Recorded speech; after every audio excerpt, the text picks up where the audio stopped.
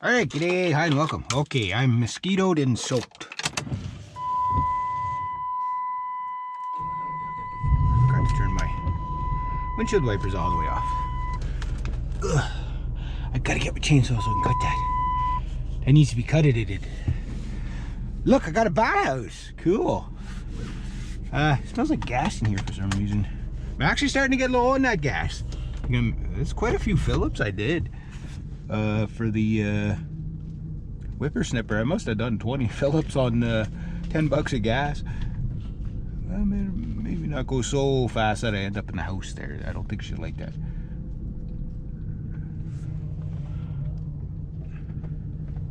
It's like, okay, so we'll go now.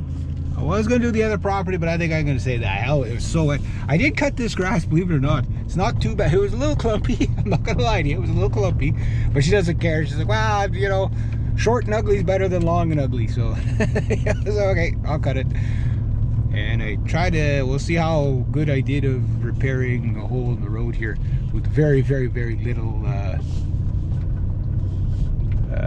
had a bag of mixed crushed stone for cement right here. I've been trying to drain it. I'm gonna go slow, try to fill in the hole a bit.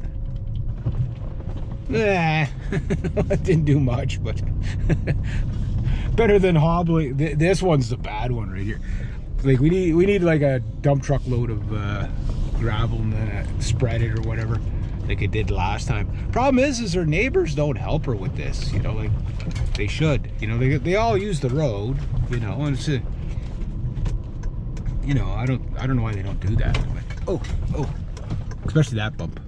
That bump was a very bumpy bump. See, the road's still wet. Everything's still wet. This is what we need. It's like wet for a couple of days. Not necessarily that much more rain. I think we got enough rain. It's just except for the fires it needs to rain there just to help put the fires out, but yeah, so very mosquito-y day, very wet day, but I got my half day, and it was another, I'm gonna be short an hour and a half for this month for one client. Ooh, that's not good. That's how our forest fires start. Like seriously, like shit like that falling on, all dead pines falling, dry dead pine falling on the hydro line. Probably not the best thing. I'm gonna go home. I'm gonna take the rest of the day. I'm gonna take a shower because I'm just so blech. You know, like when you wear a raincoat, it's like you sweat, you're icky, and then I had to wear my force field today because the mosquitoes are always so bad. There's a lot of pine there, so it's like, oh yeah. And then all that rain and a thunderstorm. You want flies and bugs. For me, it's the ants. Holy jeez, past 2 or 3 days, I've been eaten alive by ants. Because they're in the pine trees. And when you're whippersnipping close to the pine trees, a whole bunch fall down your back and they bite the shit out of you. And it hurts. It's like an ant bite is, it's different than the horsefly and deerfly. It all hurts, but it's like, it's a real pain in the ass. Or shoulder or neck or wherever they bite you, it's a pain there. Yeah, so must have got bit by 100 ants this week. And there's these other little black bugs that they're on willow trees. And one of my clients has a willow tree, and Paul's like, yeah, he says they're just really boomed this year. And he was all covered in them. He's like, ow!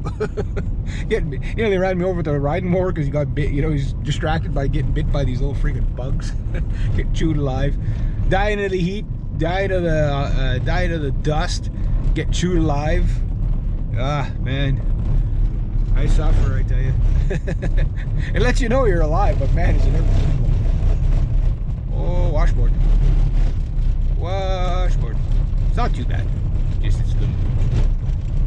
You get the hard rain like that, it brings up the washboard. Oh yeah. Your side of the road. You're right. Yeah, drive on your side of the road. Question mark. Again, this is why like some of the best race car drivers in the world all come from like Quebec and Montreal and places like that. Because we're always trying to dodge running into other people on really bad, shabby roads with big potholes. You know, it's like it just like instinct for survival on the road, right? It's just like it's like swerve. You don't even think about it. It's like swerve. Like your pulse doesn't even go up at all. I watched.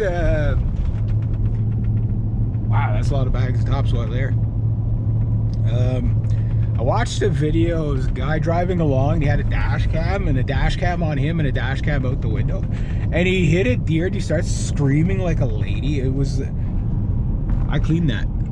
I took all stinging nettles out of that. Flowers ain't up yet though. That's going to be really nice when the flowers come up. Anyway, so the guy's like driving and he's like, like just like so traumatized that he hit a deer. I'd be the total opposite. I'd be like, fuck, didn't have the deer catcher on, fuck.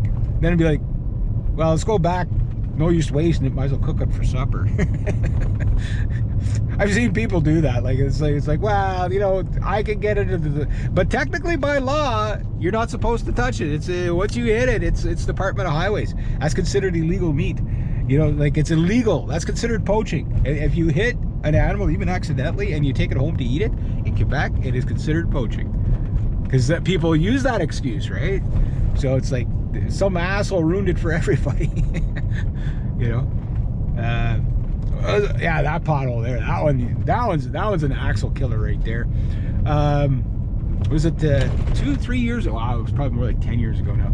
There was somebody smoked the deer coming in to the, you know, like coming in from the neighboring town, and the cops sit there trying to waste the damn thing with the 9mm. You could tell like the cop never shot anything before. Like people think like as soon as you shoot something, it's like the movie's dead, right? It doesn't work like that. It doesn't, like when you're a hunter, you know this, but when you're not a hunter, you don't know this. They're sitting there, my buddy's sitting there just laughing at this cop. She's like bawling her eyes out trying to kill this deer with her 9mm pistol, and the damn thing's like, it's all freaked out and, you know, hyped up, and it's not dying. So it's like, just shoot it and walk away and let it calm down. It'll die. You know what I mean?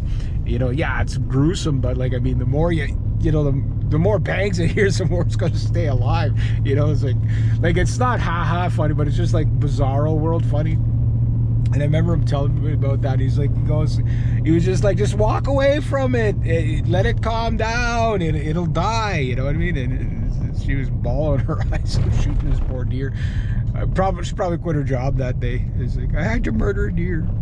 And of course my buddy would have been there cracking all kinds of jokes saying, oh, you know, don't ruin the venison. Yeah, you know, but there's not deer like there used to be. I'm gonna have, whoa, oh, okay, no, I thought that was barbecue. I get like metal, you know, like people get like flashbacks. I get like metal mirages. It's like, oh, is it the metal, that big giant copper barrel?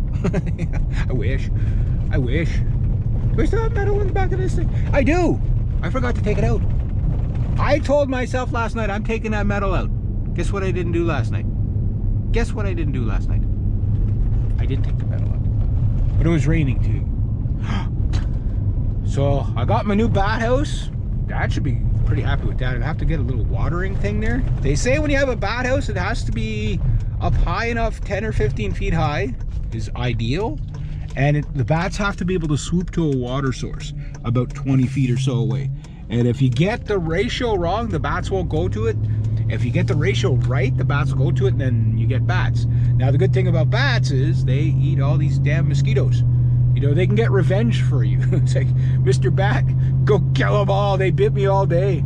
Wonder if I could, you know, train them to kill ants too. I'm sure they'd eat that if they could, you know, if they land on, they'd probably eat it, but at least they get vengeance on the flies for you. So yes, so I'm gonna see if that works. Then what else was it? Speaking of deer, must be a fawn or something. You should get off the road, you. I was just talking about smoking one of you guys. Oh, she's just standing there. There must be a fawn on the other side. I just don't want the guy behind me to run into me. See how good I am with my freaking four-ways? I'm so used to like vehicles that like almost kill me all the time that it's like, oh yeah, four-way time. I don't even think about it. It's like, yeah, four-way. Instinct. With my aunt. And Yeah, so there must have been a fawn. I bet you, usually when a doe stands there like that, there's usually like a little fawn. Probably just gave birth or something. It is end of June. So, yeah, they'd still be giving birth. Usually June, July they're usually done for sure. But we're almost in July, but yeah. But anyway, that's the kind of day it's been for me, so not too bad. Here we go.